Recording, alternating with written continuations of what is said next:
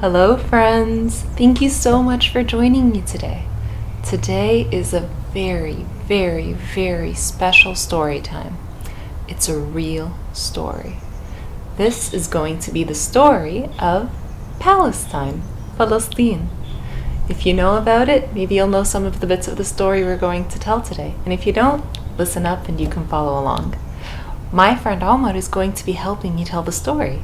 You're going to hear his voice, but you're not going to see him.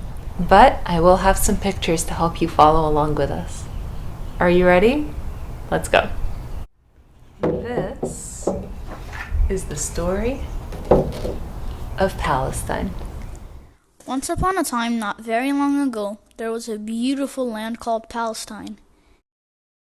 It had a sparkling river, a shimmering sea,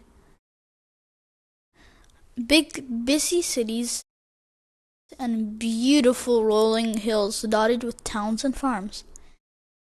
And best of all, it had Masjid al-Aqsa. But I'll tell you all about why Masjid al-Aqsa is so great another time. Now remember, guys, this is the Dome of the Rock, and this is Al-Masjid al-Aqsa. They are in the same compound. That means in the same area. But it's important to remember which one is which. Okay, Omar, go ahead. Palestine was free from river to the sea. Its people, the Palestinians, were also wonderful. The Palestinians followed different religions. That meant they worshipped God in different ways. Some of them were Muslims, some of them were Christians, and some of them were Jews. They all lived together happily and loved one another. Then one day, a bad man named Hitler hurt many Jewish people in a faraway place called Europe. These Jewish people had nowhere to go. No one would help them, and no one would let them into their country. Some of them decided that they would try to go to Palestine and see if they could stay there. This group of Jewish people arrived in Palestine and asked the Palestinians to help them. They had no home, no belongings, and many of them didn't have their families with them anymore. The Muslim Palestinians, the Christian Palestinians, and the Jewish Palestinians all welcomed the Jewish people that needed help. They were going to do everything they could for them, but soon after that, the United Nations, that's a big group of people from around the world who make big decisions, said that a part of Palestine is now called Israel, and that the Palestinians couldn't be there anymore. No one asked the Palestinians if they were okay leaving their homes, or their beautiful land, or their big, busy cities. The Palestinians didn't want to leave. These places were theirs. They had worked hard for them and had lived there their entire lives. When they decided they weren't leaving, the people who wanted to take their own homes, now they are called the Israelis, stole their homes. They pulled them out of their homes even when they didn't want to leave. They hurt them, they took their things, took people away from their families, and sometimes they killed them. That means Israel sometimes hurt the Palestinians so much that they aren't even alive with us anymore. They went back to Allah subhanahu wa ta'ala. Many Palestinians suddenly found themselves without their homes, their things they had worked hard for, and worst of all, some of them didn't have their families anymore.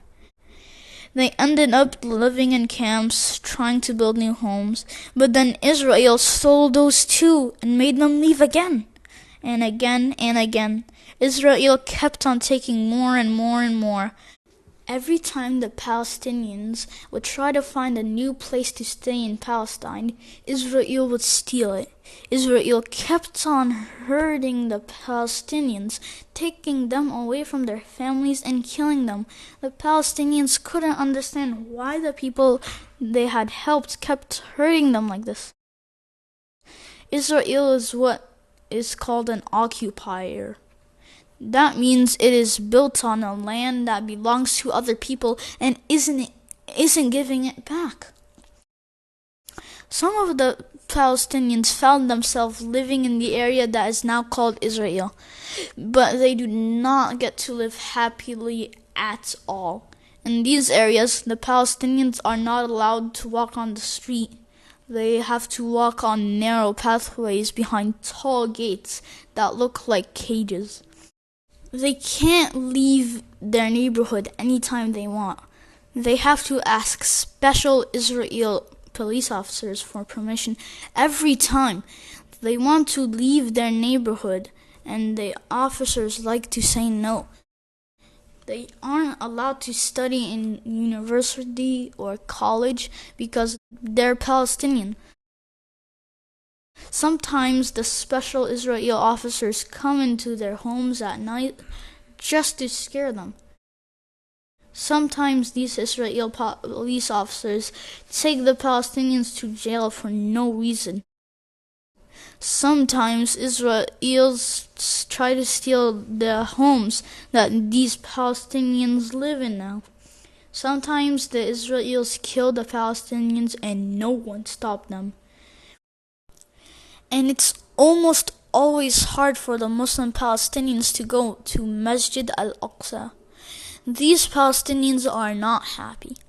All these things that are happening to them means that they are living in an apartheid.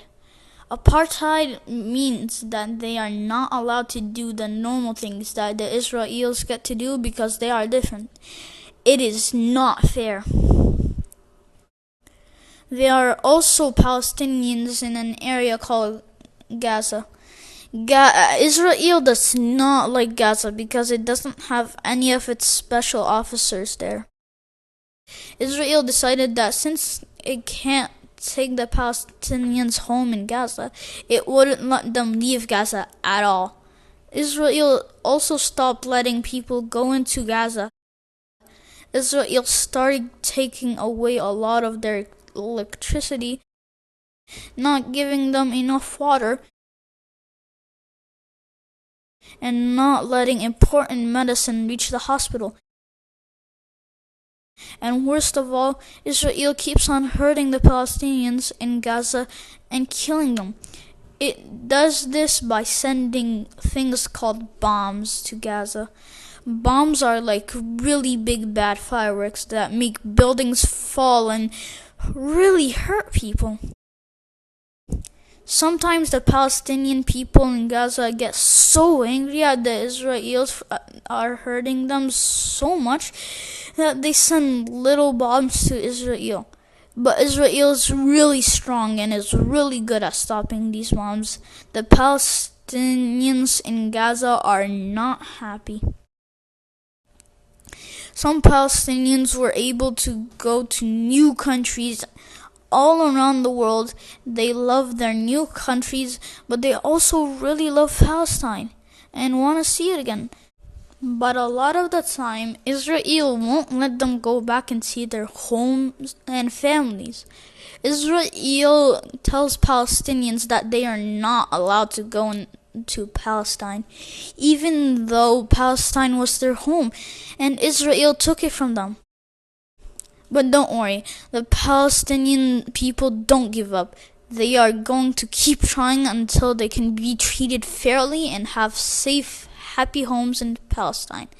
And now a lot of people from Palestine and from all the world are really, really upset with Israel. They want to help Palestinians to be treated fairly and have safe, beautiful homes that will be theirs forever. So they are doing some things to help them. You can talk to your grown-ups about how your family can do these things too. To help Palestine, we can boycott things that are from Israel. That means we don't buy anything that comes from Israel. Protest, that means we let people who run the country we live in know how upset we are about Palestine and that we want our country to help Palestine. You can do this any way you like. You can go to a march, which is when lots of people walk in the street with signs to teach everyone about the things that's bothering them. You can write a letter about Palestine to the government. You can tell the government officers in your area and tell them what you would like them to do for Palestine. All these are really great ways to protest. You can teach other people about Palestine. It is very important to talk to your grown-up first before you do this. Your grown-up knows who is safe to talk to and who isn't. And most importantly, you can make dua for Palestine to be happy and free. Dua is when you ask Allah subhanahu wa ta'ala for His help with something. Now remember, Allah subhanahu wa ta'ala might make us wait until He gives us something we want, because He wants to give us something even better. So keep making dua even if it looks like what you want isn't happening. Assalamu alaikum. Thank you, Omar. That was such wonderful storytelling. And thank you all for joining us and listening to the story of Palestine. Remember, if you can't do anything else, make sure that you make dua. You pray for them and you ask God to help them always. Thank you for joining us. Assalamu alaikum.